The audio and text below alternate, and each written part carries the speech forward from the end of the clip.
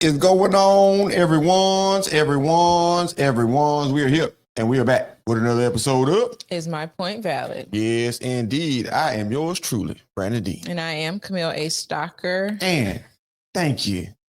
What? Read the subtitles. It says Stalker. We ain't no stalkers. Anyway. Stalker. Yeah, I see it. Official Stalker family. But anyway, thank you to everyone who continues to come and show up for us every time we show up. We appreciate it. If you get any value from this content, make sure you hit the like, share, subscribe. Tell a friend to tell a friend. You know what I'm saying? Because these conversations need to be had, and it helps us grow, and we truly appreciate it. Thank you. And like always, we're gonna go ahead and get into this episode with the title. So today's title is going to be Whites Only Town. All right. Now everybody, or most people, have heard about this town where the white people are trying to establish their own Town. Straight up. They just want to be by themselves. No. What did the article say? That they want to have their roots like the European ancestry. Yeah. Like they don't want it mixed They don't up want or it mixed up. nothing. Yeah, they want it pure. Pure. Straight up. And I was about to say something else, but I forgot. But anyway, me personally, I don't see a problem. Let people do what they want to do. They got black neighborhoods. We live in Houston. They got Third Ward that's historically black. They got Fifth Ward that's historically black. They got all these historically black places, and I don't see anybody complaining. White people ain't complaining about that. You got Chinatown, that ain't racist. You got Koreatown, that ain't racist. We ain't saying nothing about none of these other people, but when white people decide they want to come and do their own thing, it's a problem. And I think they just tired of people imposing themselves on them. Because, I mean, civil rights, everybody wants to call them racist. So they want to be by themselves, so you don't call them things. And then people are saying that it is going against the civil rights about the Fair Act use because they are because they purchase land and then they are separating themselves away from others. And then I look at that as you're trying to force, once again, you're trying to force integration, right? When we should be able to choose where we want to live, how we want to live, like that. To me, that's our right.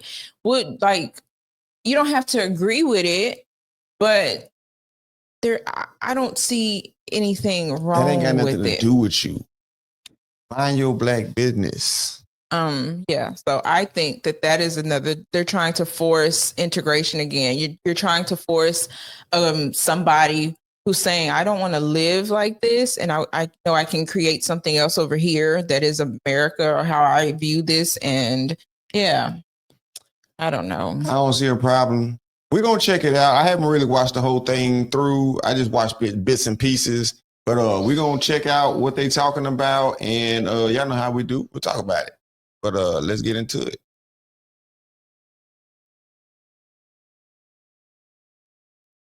Address it. Hold on.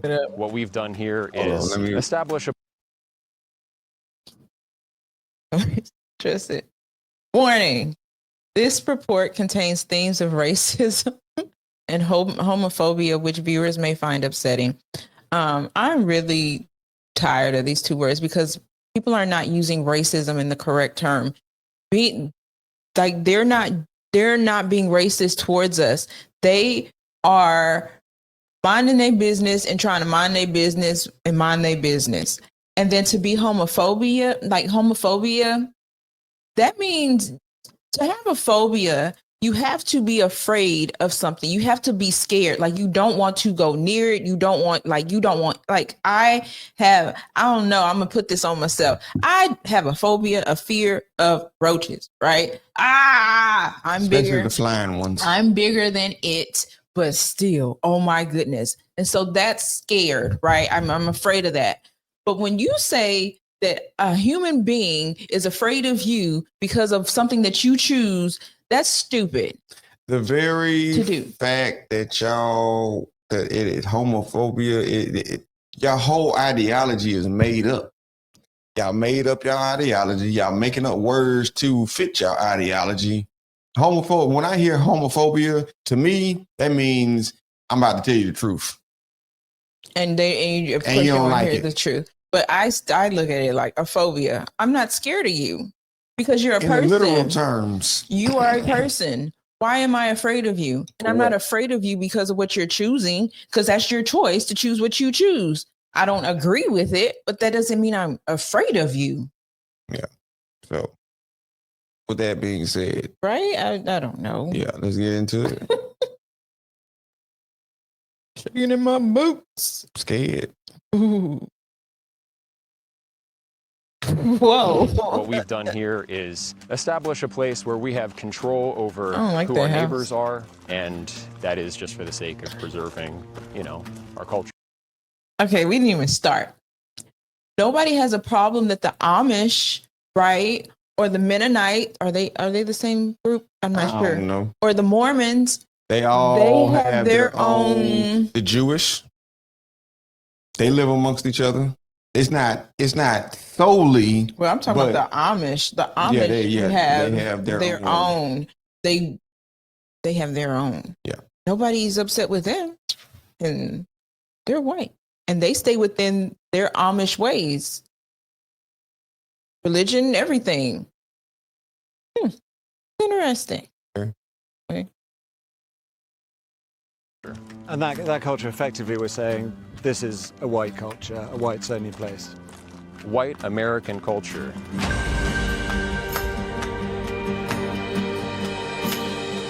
Over the last year and a half, high up in the Ozark Hills in the state of Arkansas, dozens of people have been working hard, leveling the land, building houses. They call it an intentional community based around shared ancestry, a long-winded way of saying something really quite simple. I think we would generally be called far right, sure. It's called Return to the Land, and they invited me in. A lot of people are going to be... That's what I was going to say. Sorry. That's what I was going to say. These people, these black folks is mad because they're calling it Return to the Land. And they like, what land? It ain't your land. That's stolen land. Got it. They didn't say return to our land. Return to the land. To return to the land. Got that it. means we're going back over here and we're going to do our own thing. We're going to be self-sustained, self-efficient. That's what that means. Return to the land. All this return to our land, the misconception, y'all need to grow up, man. Y'all be picking and choosing when y'all want to critique the words that people are saying, but when someone that you like says the wrong thing, you give all the excuses in the world. Let's be real with ourselves out here as we continue. Why are you making Nazi references? Right. Well, why wouldn't I? A seemingly bucolic and sometimes surreal experience. But this is built on a radical modern premise, made possible because of a new political and technological moment. They say radical. I don't see it as radical. What that is? That's their military. They need a military. They need to be able to defend themselves. Wait, they got the white caps. One with strong ties to the most active far-right groups in the US. The KKK. Instead of taking to the streets, they are building their own, for generations to come. It's important for me to do this for my ancestors, my friends, my family, my children, my children's children. But in this southern US state, people who have lived through segregation once fear it is returning. When you hear things like that, it causes you to be fearful, and you don't know who to trust. Its founder says he is building a fortress. You know what? Oh, go ahead. I'm sorry. What is she fearful of when they ain't by her? When they're going away from... They moving away from you. What are you fearful of? Which was how it was at whatever time period that she grew up in, which was how it was anyway, because there was, and I'm not look, when I say this, I'm not for like segregation. I'm not for that by any means. But what I am saying is our parents grew up like that. There wasn't like, oh, look, there's white people right next door to me. Oh, we're living in an apartment and there's a white person next to, like, that wasn't the thing. There was this white community and then there was the black community. Mm-hmm. And when you needed something, yeah, you came together, but it wasn't like, oh yeah, we're just like, before I said it's similarities. You're going to stay around who you're similar with. And then what I was going to say, they look like they're Amish or some type of religion. They're saying European, but they look like they follow, like, are the women wearing dresses and stuff? They look like they're a type of religion that, yes. Mm-hmm, right. But even if that is the case, it's still like people I'm not should saying, be able to do what they want to do. Yes, but I'm just saying it just looks like, because he has a funny look about him. Then the woman she had a funny look. That hat on her too. Mm-hmm. Yeah. For the white race. It's a racial association. I kind of want to ask you, after seeing this, do you think what we're doing is immoral?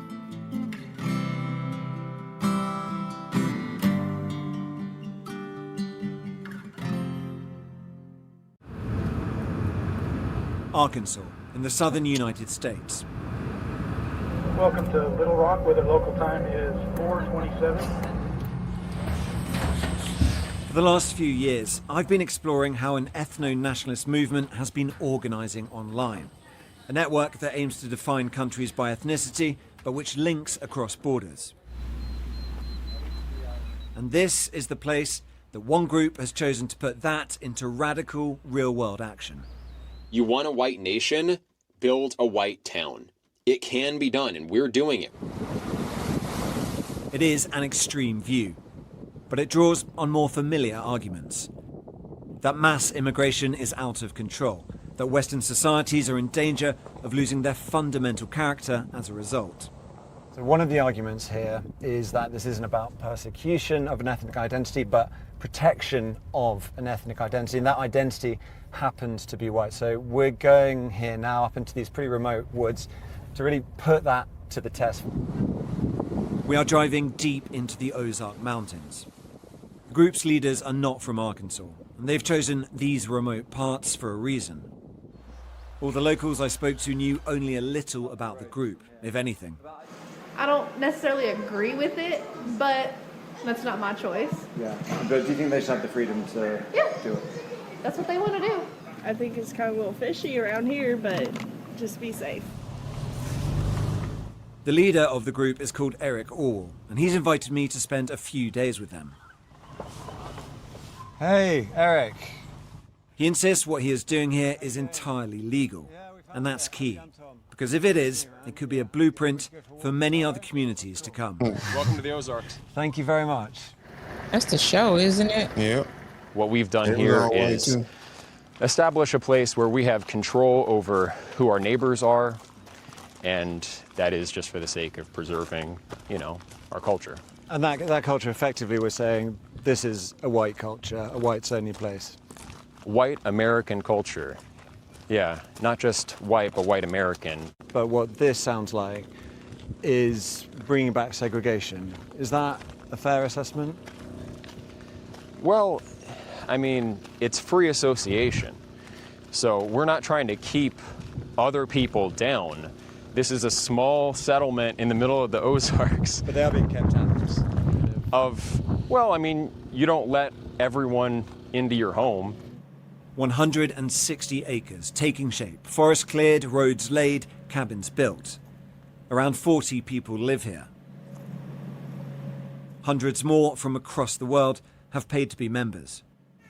And I'm intrigued to find out what motivates people to give up their old lives for this. We met. Notice he said they pay to be members? Yeah. So they're willing to pay to get away. Yeah. To go back.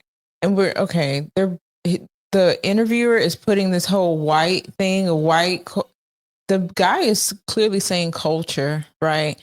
Because once again, look at the women. They are wearing dresses only. There is a culture that they are trying to keep because that is what they believe.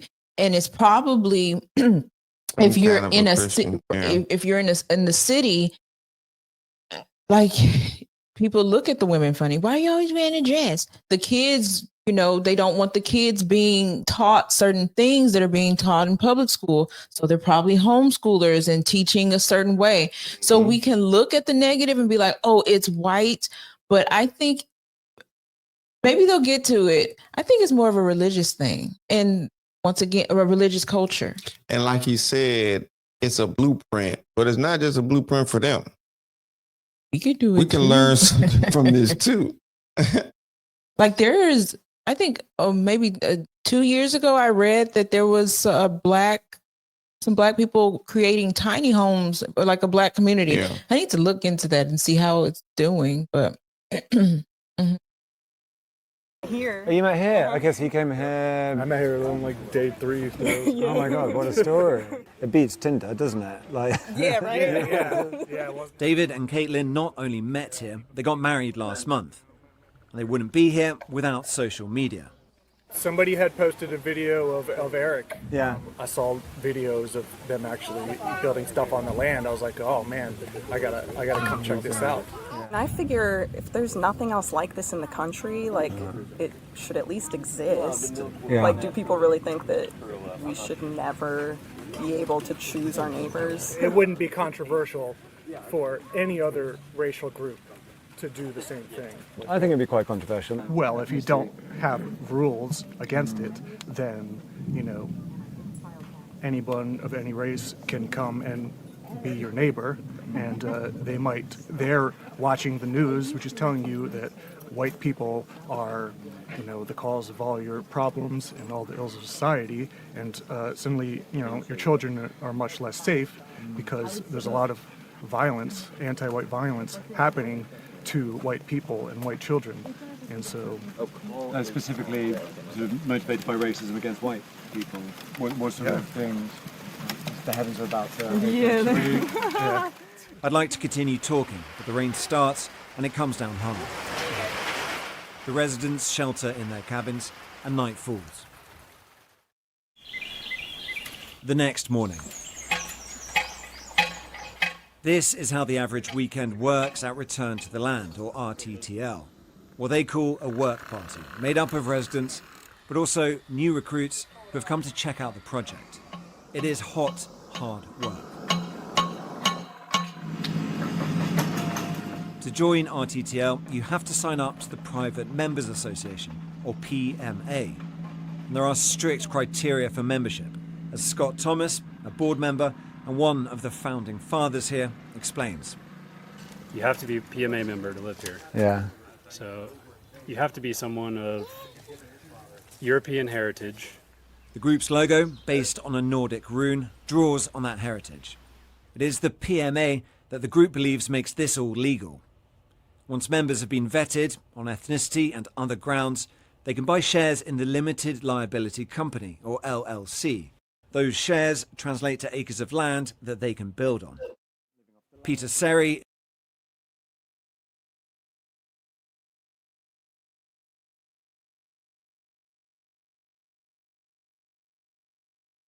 And we worried about them doing this. They're giving the blueprint. I had no idea about any of this. And buying land and all that's not my forte.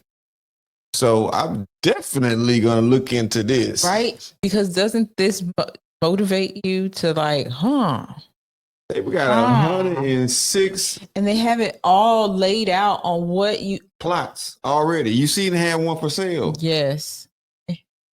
And here we are around here talking about we want to live in this big old house and have an HOA and you got to keep this and all of that. And I mean, I'm not saying I don't know what they're doing, whatever their rules are, but you know, and HOA is getting out of hand.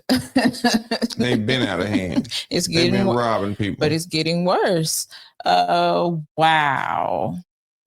is the brains behind the legal side of things. Civil Rights Act is there for a reason, and this is a way around it.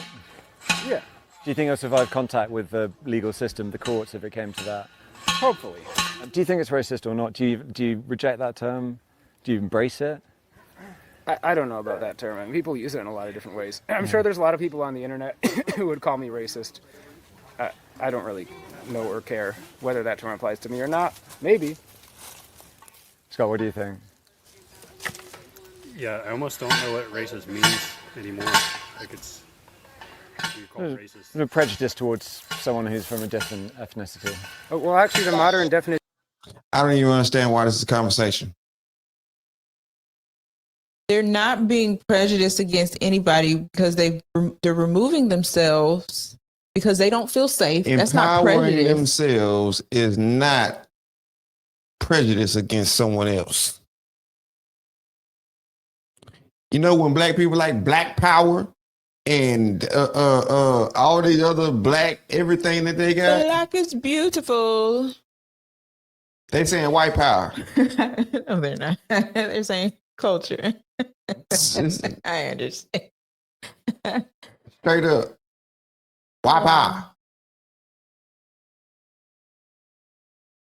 Of racism, according to critical race. He trying to force them into a corner. Yes, he is. Yes, he is. That's not cool. They ain't thinking about that. They thinking about getting themselves together. Not worried about holding you down. That's why they going somewhere else. He said they on remote roads on 106 acres or whatever he said. And the people that lived in the town before getting there, they don't know anything about it because it's that quiet. It's secluded. Yeah. Away from. So whatever happened, it's out there. It's out there. If it is a cult, it's out there. They culting away, you know. This theory, all white people are racist automatically. A lot of this is reaction to left-wing identity politics, critical race theory, and movements like Black Lives Matter. And fundamentally, this is identity politics, but white identity politics. And what they're building here is a safe space for people of European ancestry. It's exclusionary, it's sort of an attempt at segregation. Right. Is that fair? Probably. While the men labour at the roadside, the women of Return to the Land are at work too, looking after the 6 children who live and are homeschooled here full-time. Told you. And they're preparing food for the weekly community dinner. The theme tonight, colonial. I don't know, dinner's really important. I like feeding people, so I didn't want to put this off any longer than I already had. Back in the day, when we first got the land here, there were only about 5 guys. I was living 40 minutes from here, and Jennifer was the first, family to be on the land full time. So we started community dinners back then, and it would be pretty relaxed because there weren't many people. But it is nice. It's slowly growing. So. They've come here to live for a variety of reasons, but their dedication to the mission is absolute. You're going to get the answer out the women. And I am 32. Cool. I'm a lady.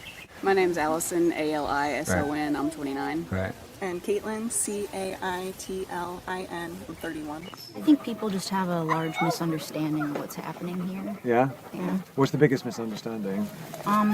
Well, that we hate everyone else. Yeah, it's not about that. Yeah, by any means. It's a loving movement. I mean, on that aspect of it being loving, I suppose the counter argument would be it could be a very loving community if you're part of the community, but if you're black, if you're Jewish, or if you're gay, you can't be part of that community. They can have their own communities, and they already do. And I think that's exactly. If other people are allowed to do it, I don't really see why whites aren't allowed to do it. It doesn't make any sense. But the goal is to have lots of these communities, and for it maybe not to be rural, for there to be cities on the same basis, right? Yeah, that would be neat. I look forward to seeing how this movement grows over time. There are other ways to increase numbers. Nikki, Caitlin and Allison all met their partners at the community. And RTTL is explicit about this. It has an online fundraiser to give cash rewards to parents of newborns as a means to incentivise population growth. Just before we arrived, they had donated $1,000 to a family for having their 6th child. Is that part of the mission as well, to sort of have big families, to make the community bigger? Is there a sort of pressure there? I don't think so. I don't feel particularly myself, I don't feel any pressure to have a big family. I think there's a kind of expectation here that you do want to, as part of helping grow this thing that you're going to have kids.